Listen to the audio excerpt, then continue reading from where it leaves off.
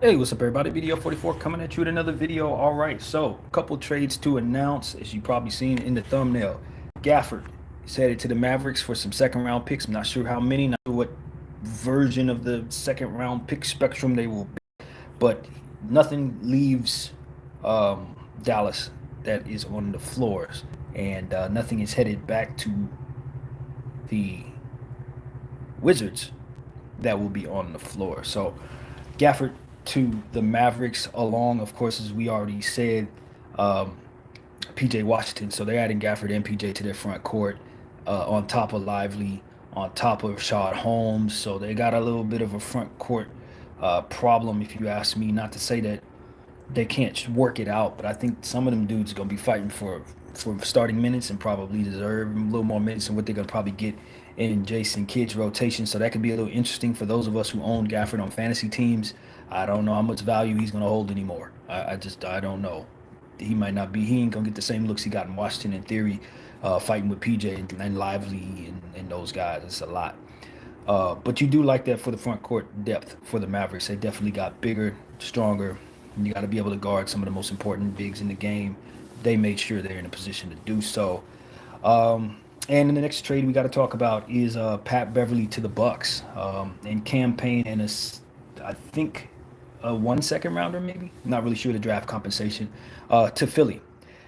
I like it for the Bucks because they needed that defensive wing. We were talking about that. They needed somebody in that guard position rather, who could more or less play some defense because we know they have defensive issues. We've been talking about it, calling them a fake contender, so to speak, because they don't have that front court, or should I say, back court defensive presence.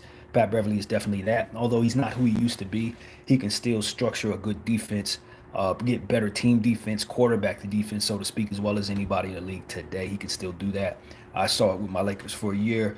If we didn't have him in the small ball lineups and had him with a team like what we have now, he'd probably help our defense quite a bit. And so the Bucks are going to bring him in to help them win, and I think that's a good thing. We obviously remember Pat Bev getting the Minnesota Timberwolves to their first playoff appearance in 100 years, and the whole, crying and all that. He's somebody who's proven he can do it in the playoffs and really help a contender. So that, I think, is what you see here. Him going to the Bucks to help Giannis and help um, others, everybody there.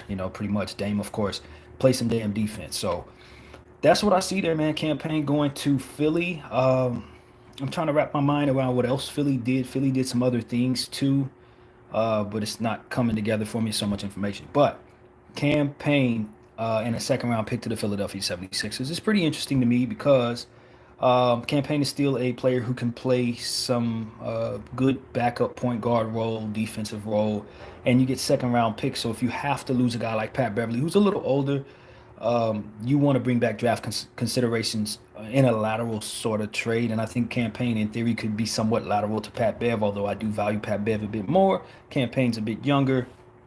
Maybe you feel great about that. But so far, those are the deals, man. I'm waiting for something big. These are just little tiny stuff, but we're moving and we're grooving. I thank you, Brian. I appreciate you, fam. I'm going to continue to give you what I got. And you all have a fantastic day. BDF 44. I thank you all for watching. I'm out.